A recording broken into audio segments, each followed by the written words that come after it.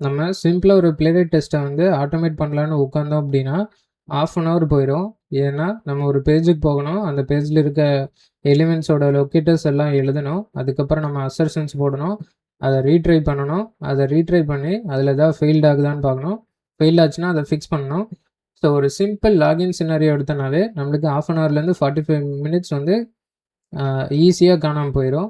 So அந்த மாரி சிச்சுவேஷன்ல நம்ம என்ன பண்ணலாம் அப்படின்னா, இந்த பிளேரிட் எம்சிபி அப்படின்னு சொல்லிட்டு இருக்குல்ல, நம்ம அதை யூஸ் பண்ணி பார்க்கலாம். ஸோ பிளேரிட் எம்சிபின்னா, நம்ம யூஸ் பண்ணுற ஏஐக்கு ப்ரௌசரோட ஆக்சஸ் கொடுத்துட்றோம். ஓகேவா? கொடுத்துட்டு நம்ம டெஸ்ட் கேஸ் மட்டும் நம்மளுக்கு ஏஐ கொடுத்தோம் அப்படின்னா, அதில் இருக்க ஸ்டெப்ஸ் எல்லாம் மேனுவலாக அது ப்ரௌசரை ஓப்பன் பண்ணி எக்ஸிக்யூட் பண்ணி பார்த்துட்டு, அதில் இருக்க டாமோட டீட்டெயில்ஸ் எல்லாம் கிராப் பண்ணிவிட்டு, அதுக்கப்புறம் அது என்ன பண்ணணும் அப்படின்னா, அதுக்குண்டான கோடை அது எழுதணும்.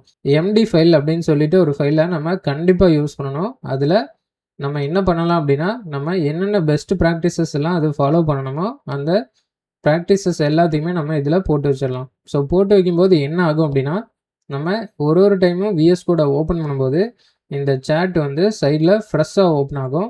ஓப்பன் ஆகும்போது நம்ம பழைய கான்வர்சேஷன் டேட்டா எதுவுமே அதுக்கு ஞாபகம் இருக்காது. இந்த ப்ராஜெக்ட்டை பற்றின டீட்டெயிலும் அதுக்கு ஞாபகம் இருக்காது. ஸோ நம்ம இந்த எம்டி ஃபைல்ஸை லோட் பண்ணு அப்படின்னு சொல்லி சொன்னோம் அப்படின்னா, இதில் இருக்க கண்டென்ட்டை பூராமே அது குயிக்காக லோட் பண்ணிவிட்டு, அதோட ப்ராஜெக்டோட ஹோல் டீட்டெயில் வந்து அதுக்கு வந்து இன்ஸ்டண்ட்டாக கிடச்சிரும். ஓகேவா? ஸோ கிடைக்கிறதுனால அதுக்கு வந்து ரெஸ்பான்ஸ் பண்ணுறது குயிக்காக இருக்கும். டோக்கன்ஸும் வந்து கம்மியாக தான் யூஸ் பண்ணும். ஸோ இதில் நான் என்னென்னலாம் போட்டு வச்சுருக்கேன்னா, ரெகுலராக எப்பயும் சொல்கிற மாதிரி பேஜ் ஆப்ஜெக்ட் மாடல் யூஸ் பண்ணு, ஃபிக்ஸராக டிஃபைன் பண்ணு, இந்த டிஸ்கிரிப்ஷன்ஸ் எல்லாம் வந்து டீட்டெயிலாக போட்டு வை அப்படின்னு சொல்லிட்டு அந்த மாதிரி நிறைய விஷயம் சொல்லியிருக்கேன். இந்த பேஜ் எக்ஸ்பெக்ட் எல்லாம் வந்து ஸ்பெக் ஃபைலில் யூஸ் பண்ணாத, அதுக்கெலாம் வந்து ஒரு ஃபங்க்ஷன் க்ரியேட் பண்ணிக்க, அந்த மாதிரி எல்லாத்தையுமே போட்டிருக்கேன். லொக்கேட்டர் வந்து இந்த ஆர்டரில் தான் யூஸ் பண்ணணும், ப்ரையாரிட்டி கெட் பை ரோல்லாம் யூஸ் பண்ணு, கெட் பை டெக்ஸ்ட்லாம் வந்து லாஸ்ட்டில் பார்த்துக்கலாம் அப்படிங்கிற மாதிரி சொல்லியிருக்கேன். ஸோ இந்த மாதிரி எனக்கு தெரிஞ்ச பெஸ்ட் ப்ராக்டிசஸ் எல்லாமே நான் போட்டு வச்சுருக்கேன். இதுவும் ஏஐ யூஸ் பண்ணி க்ரியேட் பண்ண ஃபைல் தான். ஸோ இப்போ அடுத்து நம்ம ஒரு டெஸ்ட் கேஸ் வச்சுருக்கோம். ஸோ இந்த டெஸ்ட் கேஸில் நம்ம என்ன பண்ணி வச்சுருக்கோம் அப்படின்னா, இந்த சைட்டுக்குள்ளே நம்ம போகணும்னு போட்டிருக்கேன். ஸோ அதில் போயிட்டு லாகின் பண்ணணும்னு போட்டிருக்கேன். ஸோ லாகின் பண்ணதுக்கப்புறம் நம்ம என்ன பண்ணணும் அப்படின்னா, அதில் மை இன்ஃபோ அப்படின்னு சொல்லிட்டு ஒரு மெனு இருக்கும். அதை கிளிக் பண்ணிவிட்டு அதில் ஃபர்ஸ்ட் நேமோ லாஸ்ட் நேமோ அப்டேட் பண்ண சொல்லியிருக்கேன். அப்டேட் பண்ணிட்டு சேவ் பண்ண சொல்லியிருக்கேன். ஓகேங்களா? ஸோ சேவ் பண்ணதுக்கப்புறம் அந்த டோஸ்டர் மெசேஜ் வந்து ஒன்று வரும். ஸோ நான் இப்போ உங்களுக்கு அதை மேனுவலாக செஞ்சு காட்டுறேன். ஸோ இதுதான் அந்த சைட்டு. ஸோ இந்த சைட்டில் நம்ம லாகின் பேஜ் வரும். நான் உங்களுக்கு காட்டுறேன். ஸோ இந்த லாகின் பேஜில் அது வந்து லாகின் பண்ணணும். லாகின் பண்ணிவிட்டு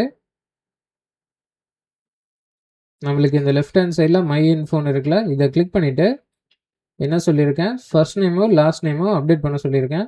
அப்டேட் பண்ணிட்டு இந்த சேவ் பட்டனை கிளிக் பண்ண சொல்லிவிட்டு, சேவ் பட்டனை கிளிக் பண்ணோம் அப்படின்னா இங்கே ஒரு பாப்அப் மெசேஜ் வரும். இந்த மெசேஜ் வருதா இல்லையாங்கிறத செக் பண்ண சொல்லியிருக்கேன். ஓகேவா? ஸோ அப்டேட் ஆகுதான்னு பார்த்துடலாம். அகில் அப்டேட்டட்னு போட்டிருக்கேன். ஓகே, அப்டேட் ஆகி கரெக்டாக வருது. ஓகேவா? ஸோ இதுதான் நம்மளோட டெஸ்ட் கேஸ். இந்த டெஸ்ட் கேஸை பிளேரிட் எம்சிபினால நல்ல குவாலிட்டியில் ஜென்ரேட் பண்ண முடியுமா முடியாதா அப்படிங்கிறத ஒரு ஸ்டெப் செக் பண்ணி பார்த்துடலாம். ஓகேவா? ஸோ செக் பண்ணுறதுக்கு முன்னாடி நம்ம காப்பி பார்த்து கொடுத்துக்கலாம். கொடுத்துட்டு ஃபாலோ த பெஸ்ட் ப்ராக்டிஸ். நம்ம அதுக்கு முன்னாடி என்ன பண்ணணும் அப்படின்னா, பிளேரிட் எம்சிபி இன்ஸ்டால் பண்ணணும். ஸோ அதுக்கு நம்ம இங்கே எக்ஸ்டென்ஷன் வந்துட்டு நம்ம @mcp அப்படின்னு போட்டு பிளேரிட்னு சொல்லி சர்ச் பண்ணலாம். ஸோ சர்ச் பண்ணோன்னா இது வரும். இதை கிளிக் பண்ணலாம். இந்த மைக்ரோசாஃப்ட் லோகோ இருக்குல்ல, இதில் நான் ஆல்ரெடி இன்ஸ்டால் பண்ணிட்டேன். ஒன்றும் இல்லை, 1 செகண்டில் இன்ஸ்டால் ஆயிரும். அவ்வளோதான். இன்ஸ்டால் கொடுத்தோன்னா இவ்வளோ தான், இன்ஸ்டண்ட்டாக ஆயிரும். கீழே வந்தோம் அப்படின்னா ஒரு ஜேசன் ஃபைல் இருக்கும்.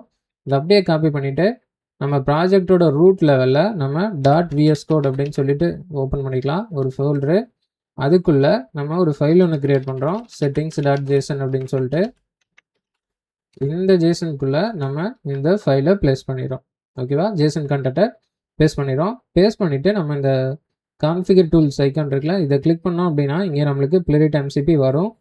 நம்மளுக்கு வரலை அப்படின்னா ஒரு விஎஸ் கோடை ஒரு டைம் ரீஸ்டார்ட் பண்ணிட்டோம்னா நம்மளுக்கு கண்டிப்பாக வந்துடும். ஓகேவா?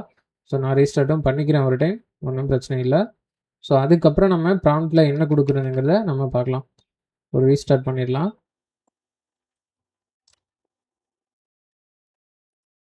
இந்த வீடியோவில் நம்ம என்ன வேலிடேட் பண்ண போகிறோன்னா, சிங்கிள் ஷாட்டில் அதனால் ஹை குவாலிட்டி டெஸ்ட் கேஸ் அதனால் எழுத முடியுமா முடியாதா அந்த ஒரு செக் தான் நம்ம பண்ண போகிறோம். நம்ம பார்த்துடலாம். ஸோ இப்போ நம்ம இந்த ஃபைலை ஓப்பனில் வச்சுருக்கோம். ஸோ ஃபோக்கஸ் அதில் தான் இருக்கும். நம்ம என்ன பண்ணலாம் அப்படின்னா அப்டேட் மை இன்ஃபோ இதுதான் டெஸ்ட் கேஸு. இதுவும் நம்ம ஏஐ வச்சு தான் எழுதணும்.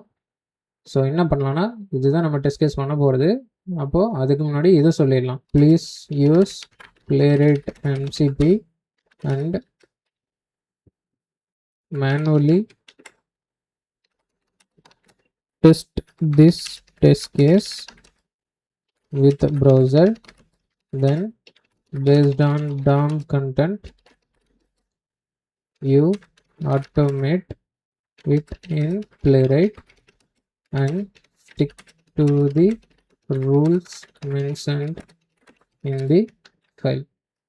ஓகேவா, நம்ம இந்த அளவுக்கு நம்ம டீட்டெயிலில் கொடுத்துடலாம். கொடுத்துட்டு என்டர் அடிச்சு பார்க்கலாம் என்ன பண்ணுதுன்னு. ஏஐ வந்து மெமரி நிறைய யூஸ் பண்ணதுனால என்னால் அந்த ஸ்க்ரீன் ரெக்கார்டிங்கே ப்ராப்பராக பண்ண முடியல. எல்லாமே ஸ்டக் ஆயிடுச்சு.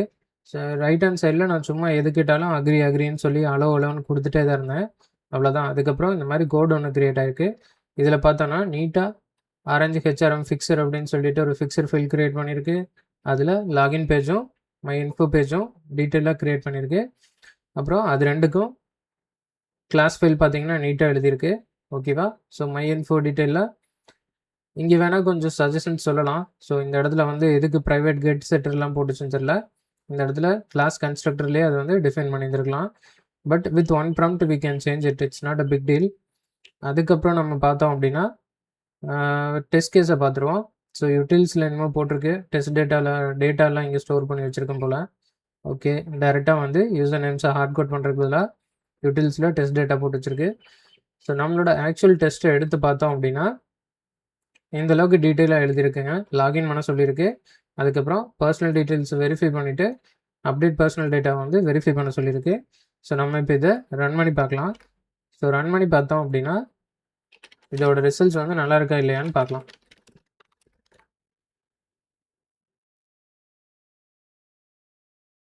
ஓகே, ப்ரௌசரை ஓப்பன் பண்ணிடுச்சு. எக்ஸிக்யூட் பண்ணியாச்சு. ஓகே, லாகின் ஒர்க் ஆயிடுச்சு. மை இன்ஃபோமையும் கிளிக் பண்ணியாச்சு. ஓகே, எங்கேயும் பாருங்கள் அப்டேட் என்ன கிளிக் பண்ணிடுச்சு.